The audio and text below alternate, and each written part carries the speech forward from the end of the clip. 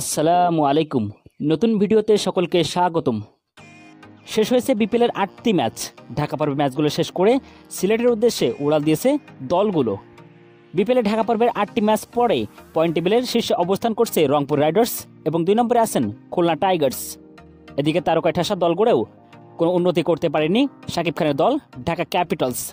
ঢাকা পর্বের ৩ ম্যাচের ভিতরে একটি ম্যাচও জিততে পারেনি রাজধানীর এই দলটি।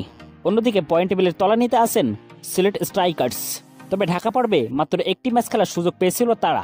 এবার নিজেদের হোম ভেন্যুতে ঘুরে দাঁড়ানোর চেষ্টা করবেন স্ট্রাইকার্সরা। তো বন্ধুরা, চলুন এক নজরে দেখে নেওয়া যাক বিপিএলের ৮টি ম্যাচ পরে পয়েন্ট টেবিলে কোন দল কত নম্বরে অবস্থান করছেন। পয়েন্ট টেবিলের ১ নম্বরে আছে রংপুর রাইডার্স। তারা এখনো পর্যন্ত 3টি ম্যাচ খেলেছে এবং 3টি ম্যাচেই জয়লাভ করেছে। তাদের পয়েন্ট হচ্ছে 6 এবং তাদের নেট রান রেট হচ্ছে +2.018।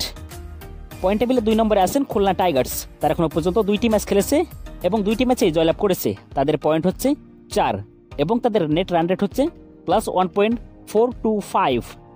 পয়েন্ট টেবিলে 3 নম্বরে আছে চিটাগং কিংস। তারা এখনো পর্যন্ত 2টি ম্যাচ খেলেছে, তার ভিতরে একটি ম্যাচে জয়লাভ করেছে এবং একটি ম্যাচে পরাজিত হয়েছে। তাদের পয়েন্ট হচ্ছে 2 এবং তাদের নেট রান রেট হচ্ছে +1.700। পয়েন্ট টেবিলে 4 নম্বরে আছেন ফরচুন বরিশাল। বরিশাল এখনো পর্যন্ত 2টি ম্যাচ খেলেছে, তার ভিতরে একটি ম্যাচে জয়লাভ করেছে এবং একটি ম্যাচে পরাজিত হয়েছে।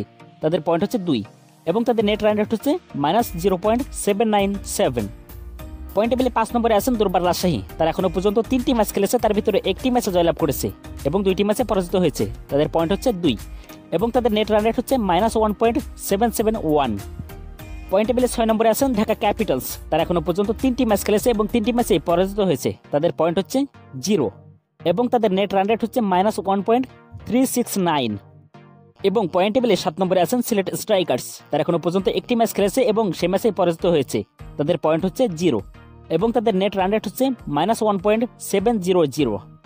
তো বন্ধুরা, এই ছিল বিপিএলের 8টি ম্যাচ পরে পয়েন্ট টেবিলের সর্বশেষ আপডেট। ভিডিওটি ভালো লাগলে অবশ্যই একটি লাইক করে দিবেন।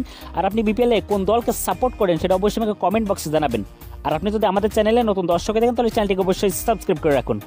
তো দেখা হবে পরবর্তীতে নতুন কোনো ভিডিওতে। ততক্ষণ পর্যন্ত ভালো থাকুন, সুস্থ থাকুন। আল্লাহ হাফেজ।